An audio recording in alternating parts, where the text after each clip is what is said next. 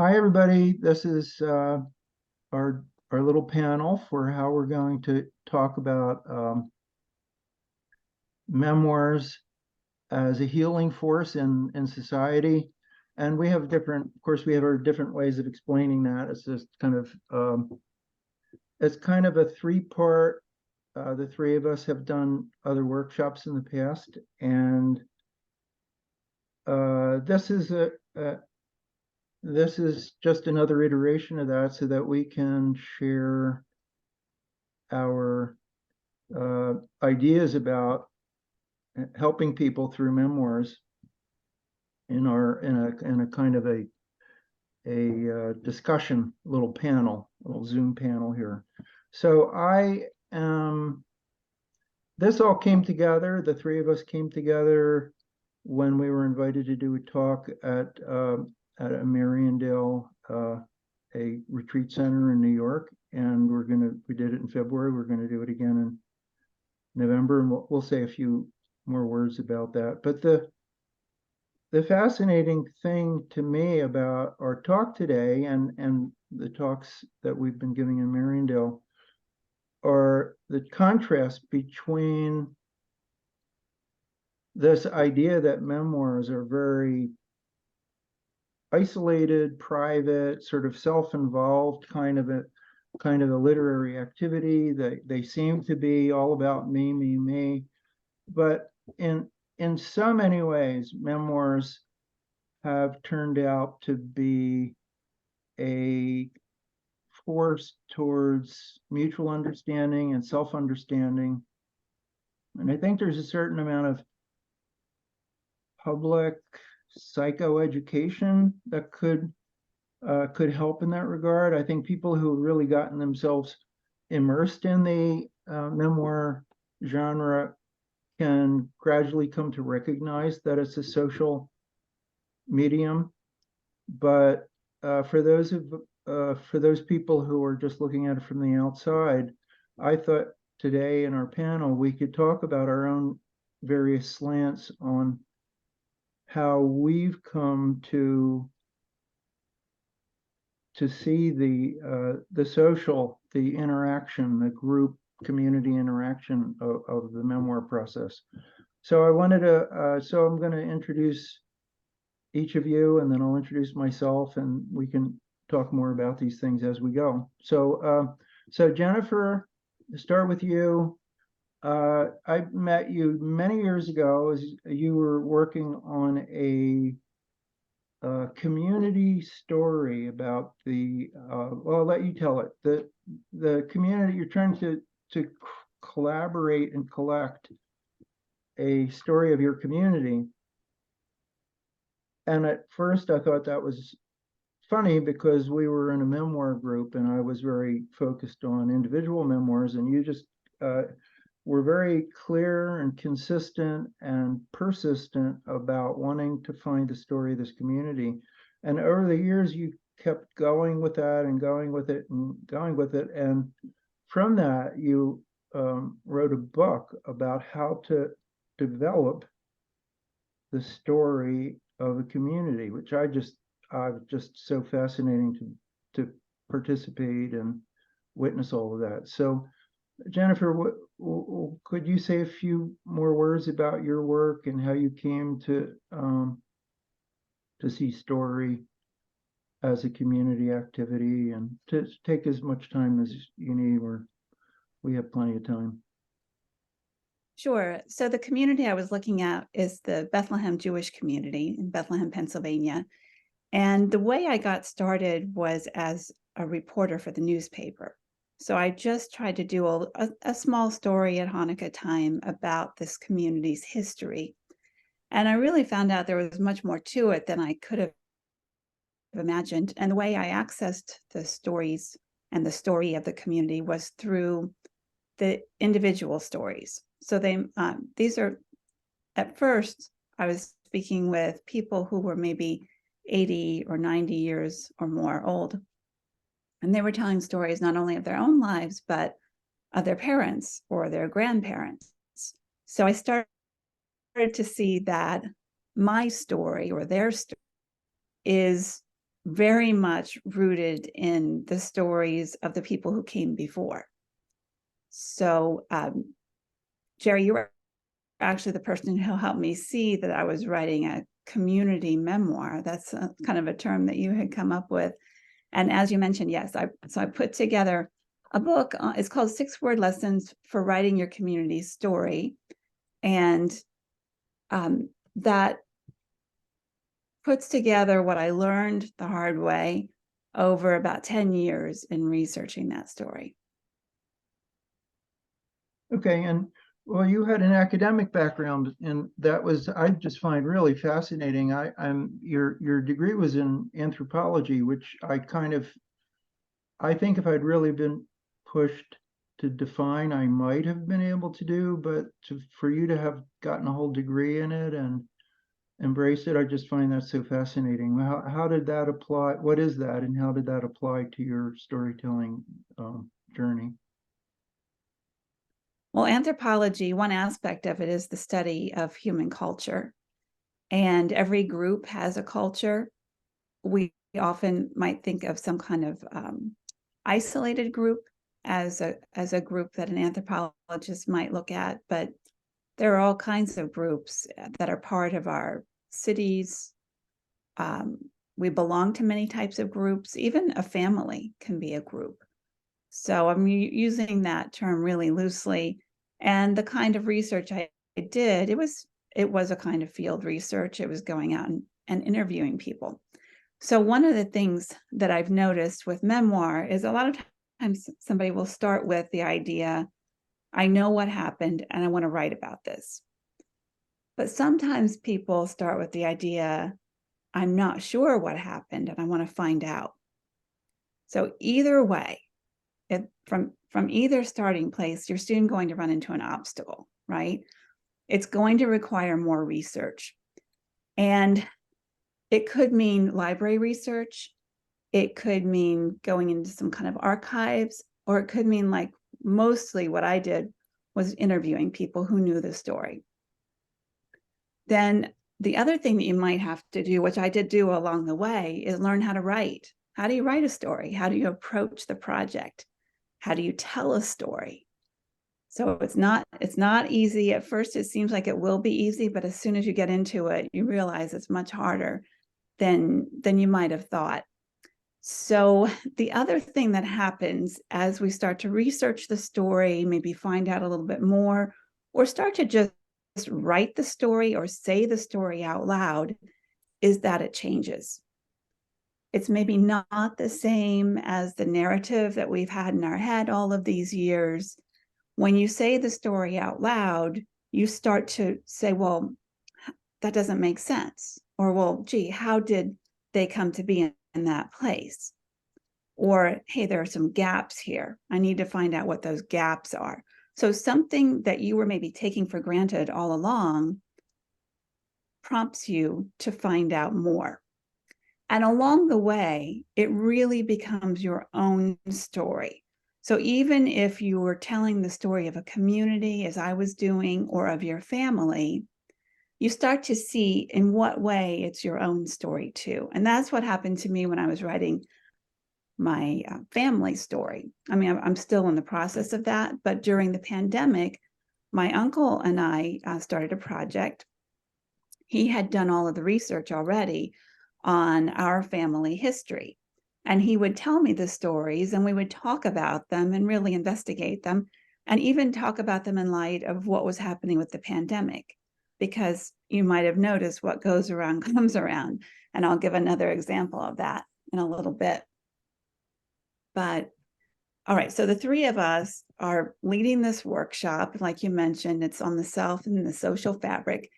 And one of the many aspects that we explore in this workshop is the context of the story, okay? Because our lives don't unfold in a vacuum. The story that we're looking at isn't just kind of sitting there on a cloud or on a shelf, just untouched by anything that's happening around it. So we're affected by our family, our neighborhood, city, tribe, nation, world. We have connections at all of those levels. So we use some very simple techniques to immediately show us some of the ways that we connect with the rest of the world. So it's not just my life that I'm writing about. What we are experiencing probably happened or is happening to a lot of other people. And that's what some of the research starts to uncover for us. And definitely we're a product of much more than we previously might have believed. Okay, so my main subject, like I mentioned, was the Bethlehem Jewish community. And I started just with the simple idea that, oh, here's this building where people gathered. So I had to kind of build it out just from that structure without knowing a lot of the people. I got introduced to people. When you start to take a story and make it more personal, when you start to write about individual people, so even if it's your own memoir, you might be writing about your father or your mother, a grandparent, somebody who you already know is influential in your story. But when you start to delve into that, it becomes very, very interesting. And you start to uncover facets of their lives that you might never have realized existed. So some of the people I heard about in the Bethlehem Jewish community were 3 teenage brothers who made it all the way from Eastern Europe to Bethlehem, to the home of some people that their family was connected with very little money in their pocket. And then they started out from here. There were people who peddled goods in coal country and then eventually settled down and opened shops that served the Bethlehem steel workers, some people who worked for Bethlehem Steel. And then in addition to looking at who arrived here, I tried to find out, well, what hurdles did they have to overcome? Now, listen to this. They were facing, there was anti-immigrant fervor, certainly anti-Semitism. There were quotas. There was a sense of having a lack of unity among the people gathered here. So that sounds really familiar to us, right? Because they're all things that are happening now, but that was happening in the 1920s, so 100 years ago. So then in writing the story, we have to start to ask, why does it matter? So we have to ask that question for a lot of reasons. When I worked for the newspaper, I learned you have to give the why we care to your readers right up front. Otherwise, they're going to stop reading the article. So we need that in a book too. And even if you're not planning to publish it, even if you're writing it for your children or your grandchildren, you still want them to read it. So you still have to make it relevant to their lives. And one of the things that we know now is that it's very important to know our origin stories. So children do better when they know their origin story, where they came from. If they know where they came from, they understand their identity a little bit, they're more resilient. They have, again, better outcomes.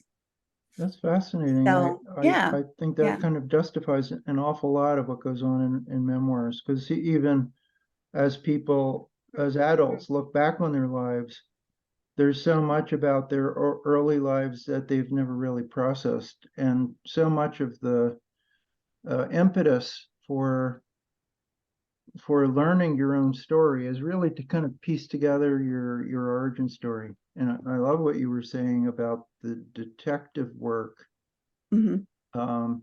Delving into the past starts to reveal parts of the story. So your work goes beyond the individual story, back through ancestry, and then out through community, and then community funnels back to the child, and the child grows up based through this community history. So it's so elaborate and so involved and so connected across so much culture, and your interest in the community culture, you're interested in the anthropology of it. It's all so deeply it's all so rich in every single one of our stories. And of course, the nation, when you look at, the United States as a nation, we've got, all these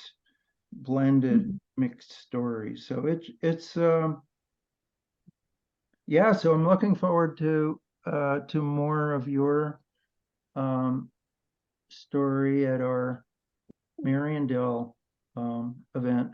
Perhaps people will be pulled to sign up and hear all of the great stuff you have to say. Maybe we could go over to Lorraine.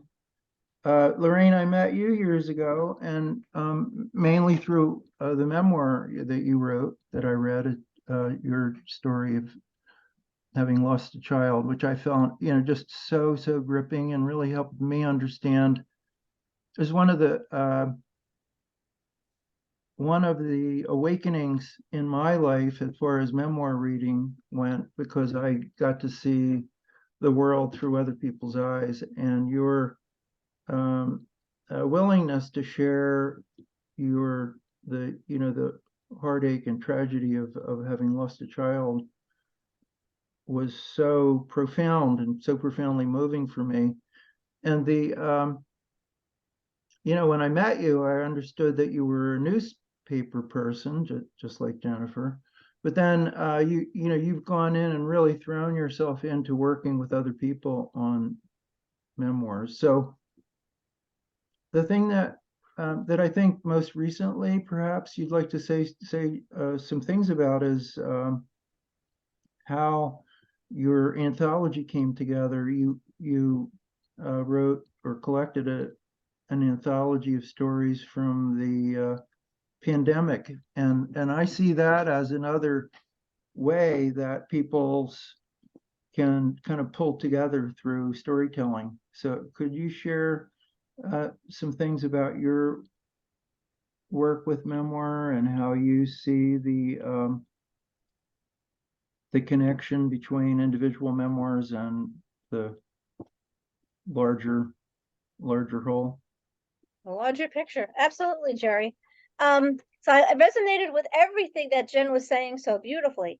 We're born into a story, right? So we've got to come to learn that, right? When we're a kid, the bounds of our house are the bounds of the universe. Right? This is the story, this is the way things work. And then we understand more about where we came from and how other cultures and other families work. And I'm also taken by the fact that even within one family, if a family of, say, a family of 5 goes through one experience, it's one experience, but it's 5 stories. Right? They all, sometimes you can't even recognize what happened for listening to 2 versions of the same experience. Well, it's for the anthology you're referencing. At Corona City, Voices from an Epicenter is the anthology that I pulled together and edited during the pandemic. I teach at Mariandale. I've been teaching for several years there, and they had to shut down like everybody else. And they said, we're all about building community here. And they're in Westchester, by the way. They're in Ossining on the Hudson River, a gorgeous retreat house. So they were looking to build community on Zoom. So I said, okay, I'll do a series, a COVID-19 diaries, writing your way through the pandemic. The first time I was on Zoom, had no idea how this was going to work. I said, you better cap it at 35 people. I don't know what that's going to be like, so we got the 35 people, and they came mainly from the New York metro area, but also from, Texas and Missouri and Oregon and so on, because they were curious as to what was happening here at the time. At the very beginning of the pandemic, here in the New York metro area, we were the first epicenter. And there was a great amount of fear and not understanding. You were washing your mail practically, but you were bringing in. You didn't know how this thing spread. So we came together on Zoom, and I gave some exercises, I gave some perspective, and just asked people to start writing And they did. They recorded what was happening in their worlds and sharing it, and it was fascinating. You realize that this story, COVID, is a story far too big for one voice to tell. You need so many voices to tell it. So we had to put some kind of parameters on it, because so what we did was basically if you have a body, the story impacted you. There's no prejudices for COVID, that's for sure. But so we started telling these stories and understanding, like breaking down walls, like what's happening with you, what's happening with you. People were writing political stories and intimate stories and fear stories, and some people got sick. We had some stories of people who had the virus and almost killed by it. People who got the virus and then went on to have long COVID. It was just an amazing thing. Put it all together, and what power! What power, I mean, there's no disputing the thing. It's just telling the thing, It was a time of a lot of vitriol, political rhetoric, and so on. But the goal here was to bring it down to the level of the people. What are the people going through here? What are their emotions? What are their thoughts? What are their fears? And it did well. I mean, it wound up winning 3 international prizes. To our amazement, we went on and did a audio book. We got narrators come in. By the way, everybody in this effort is a volunteer, and all of the royalties went to hunger relief. Another story without parameters. Let me see if I can get it so you can see it here. I have my screen on blur. I'm not sure you can see it there, but yeah, that was our experience. A story too so big that you need voices to tell it. It is polyphonic, and the longer I work in memoir, the longer I live, the more I realize that polyphonics is important. We need many voices to tell the stories completely as we can, and maybe a wholly complete story is not possible. I don't know. All we can do is identify our vantage point and tell what we see. Yeah. Well, I think the remarkable thing that you did in doing that was this thing that we're trying to promote in Mariandale is this sort of social fabric that there's this magical thing that I see in storytelling and story sharing. So just as Jennifer's telling the story of a community, in doing that, these people are sharing their stories, or you in telling the story of coronavirus. The people are given the opportunity to express and to share. I just was recently studying some trauma theory, and everybody knows about fight or flight. When you get scared, you either run or fight.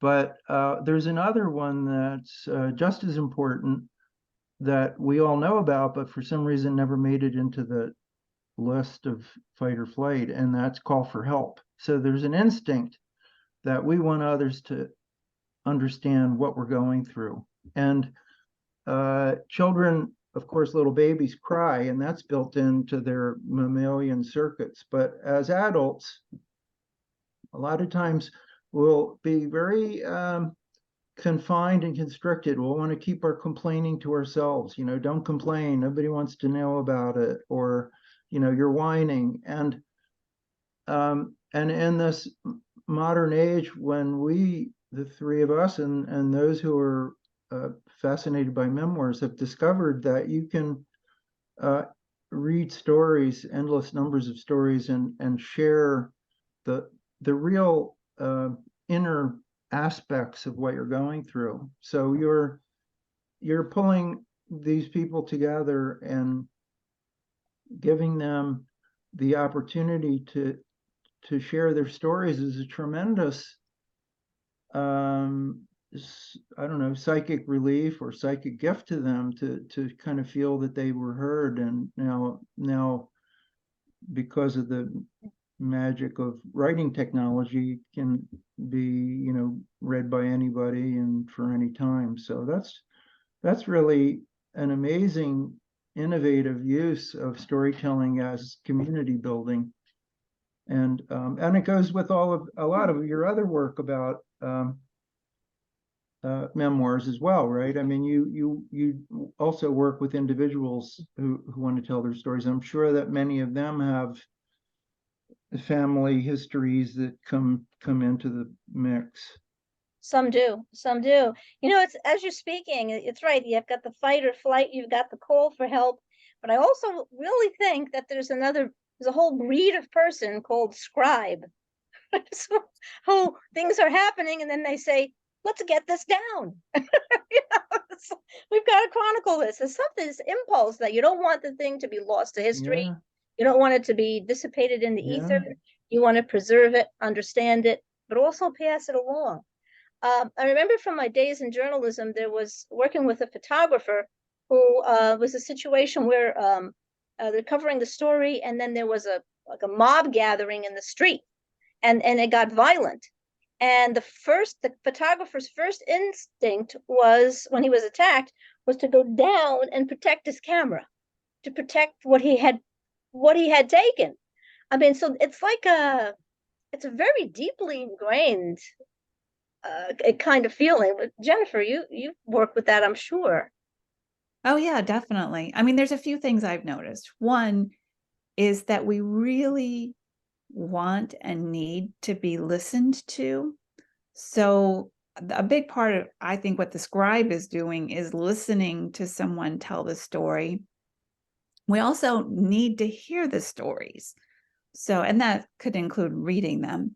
But I feel the generations need each other, because we can learn from the stories of those who've come before us. Those who've come before us can help us put our story into a context, or start to see kind of like the moral of that story. Like, hey, we had a hard time, but we came through it, so we're going to come through this too. And that's a very important part of developing as a resilient person. And it can be a part of healing too. So if you're writing down a story for somebody else, or you're writing your own story, part of what you're going to be doing is healing on some level too. Oh, yeah, the generations need each other could be a book title. It's fantastic.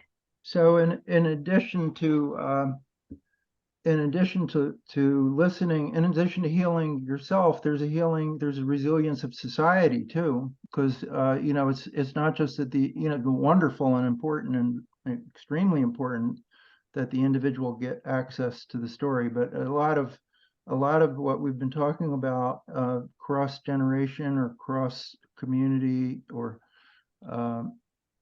beyond that, is a resilience of society. So in fact, I kind of wanted to bring that up as something that's my passion, and that is when I got into wanting to write about my own past. I grew up in the thick of the war protest movement, and I thought that changing the world meant screaming. I mean, getting out and screaming, and it just became really quickly apparent to me that that anger was not going to bring peace. So it's been a really long journey for me to understand how the real the ability to love other people is to a large extent the ability to understand their stories. So if you can understand that that homeless guy, or that person that doesn't speak your language as a person from inside their own experience, it breaks down barriers like nothing else. It's just amazing how much I've opened up to other people through reading many memoirs. And so I think that one of the things that's really exciting about our time, there's so many things that are demoralizing and confusing about our time, but I think one of the most exciting things about our time is that we have given ourselves the opportunity to try to write our own stories and to open ourselves up to the stories of the people around us. So it's really interesting, Lorraine, about your polyphonic idea and the fact that there's all these multiple stories to tell the one story of COVID in New York and the epicenter through all these different eyes. Well, when you've read hundreds of memoirs, it's very weird. It's almost that exact same thing, but it's about the entire human condition. It's like, coming of age stories. There's stories about motherhood. There's stories about marriage and loss, and every aspect of the human condition is all there now, possible on the bookshelf. It does require some reading, but there's a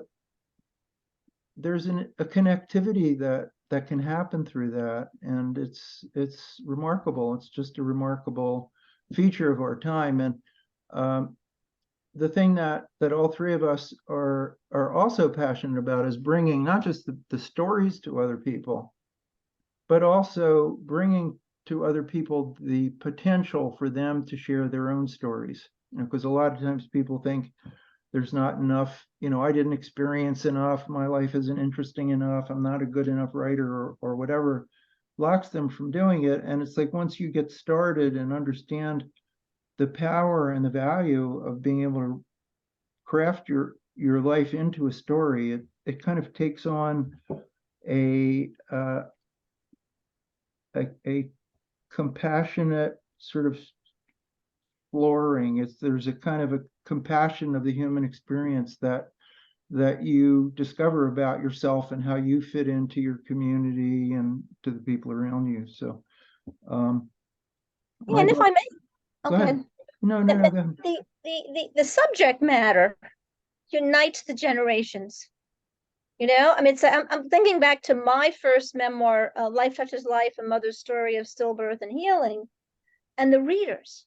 So my first reading, I had a woman from World War II who gave birth to her first child in World War II, okay? And the child was stillborn, and she never discussed it, because that was the time. She never discussed it. And there was another woman who reached out to me who had a stillborn baby in the 60s. And she read the book and she called me and said, "You mean to tell me it wasn't my fault?" All those years. And today, I still get emails from people in their 20s and 30s who are having stillborn babies, and they're writing to me. And this is like what you're saying and what Jen is saying. It brings us together. I would add to that too. An important part of this, and it's important, you mentioned my anthropology background before, Jerry. It's important in anthropology, it's important in writing memoir and in connecting with one another's stories, that these stories are told from the inside point of view. So it's not someone else trying to impose their way of looking on the world on someone else, but really listening, or listening to yourself and really describing that world from the inside. And that's the element that makes it possible to go into the memoir and really experience something from someone else's point of view, because you're really getting that from first person. It's a first person perspective.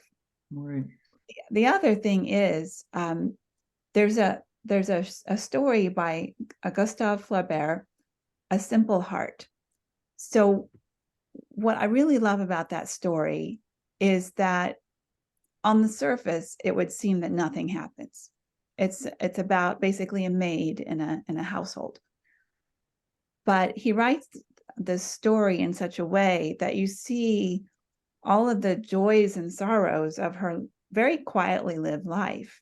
And it becomes very colorful, this life.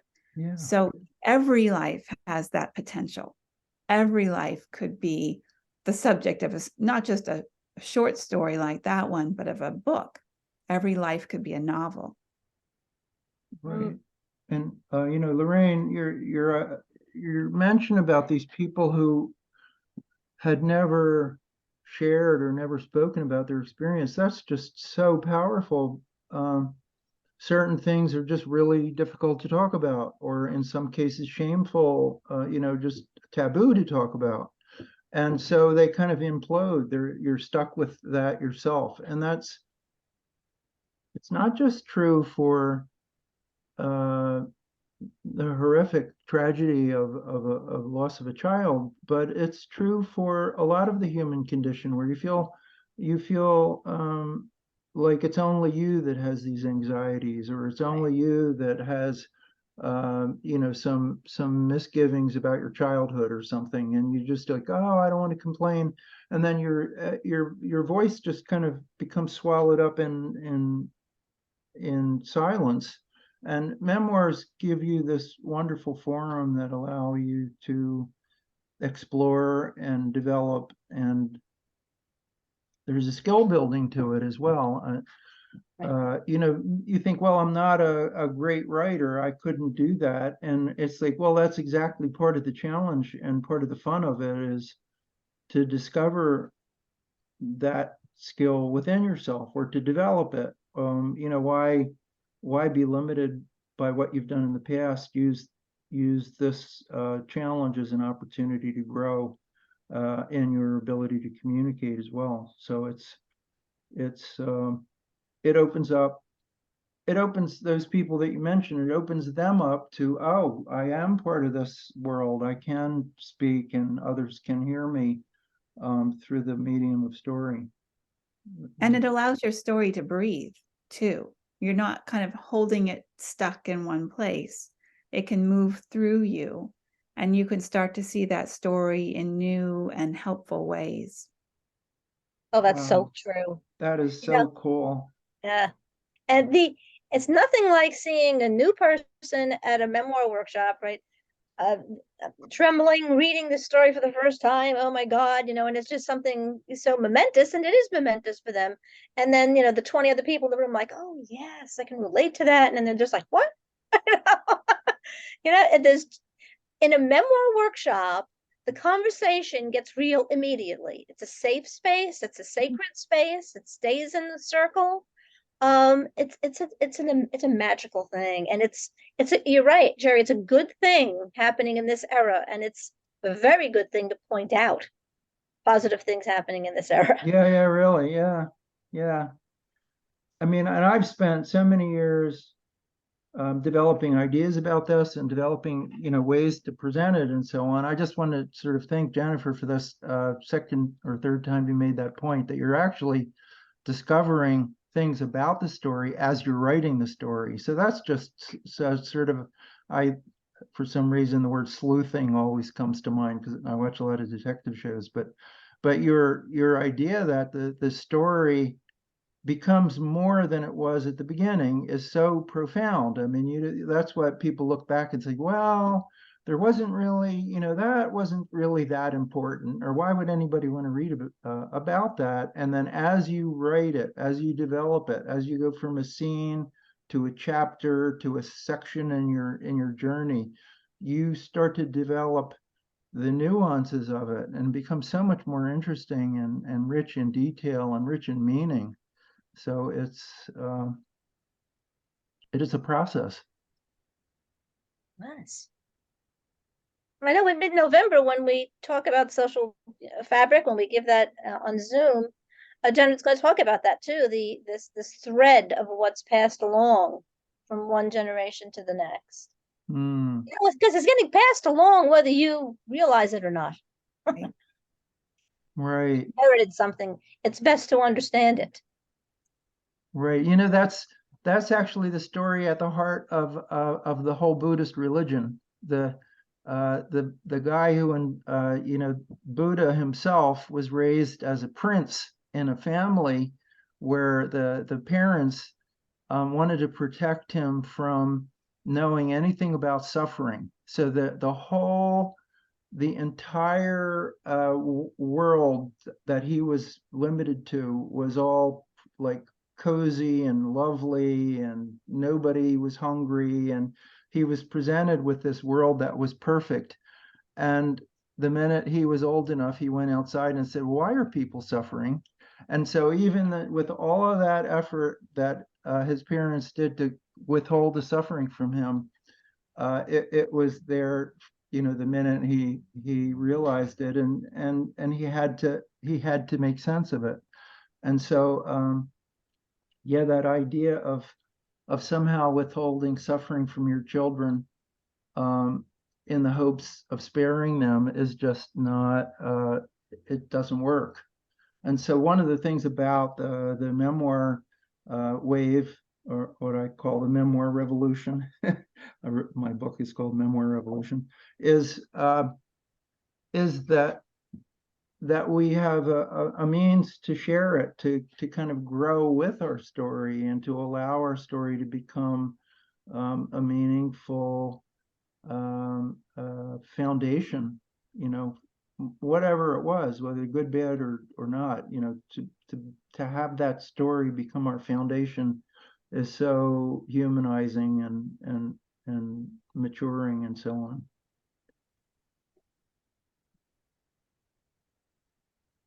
So yeah, so I hope we'll have something in the comments about how to sign up for that Mariandale workshop. Okay, let me see if I can pull that up.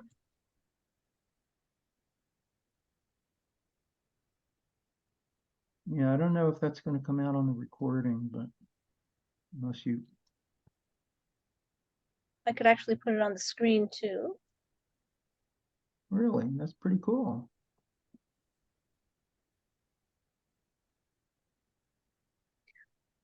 Oh, I think I need you to enable screen sharing though, Jerry, if you please. Alrighty. What I will do in the meantime, though, is I'll put it on in the chat. And as we're going to that, Jerry, thank you for bringing us all together. It's a great chance to be able to talk memoir with you. Yeah, yeah. Always. Yeah, yeah. Always. Wonderful topic.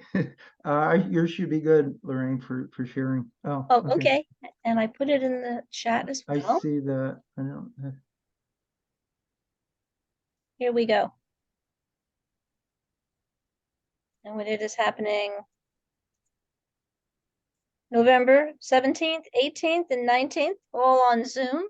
Starts Friday night and it ends 1 o'clock Sunday. Cool. Yeah, easy. All You right. can join in 1 or 2 clicks. Yeah. Okay. Cool. Well, it's been wonderful speaking with you on this amazing topic, and I love that we have these sort of interweaving ideas about such a important important way to heal the social fabric. So thanks so much, guys. Thank you. Stop the recording. Stop. No, wrong. Stop the recording.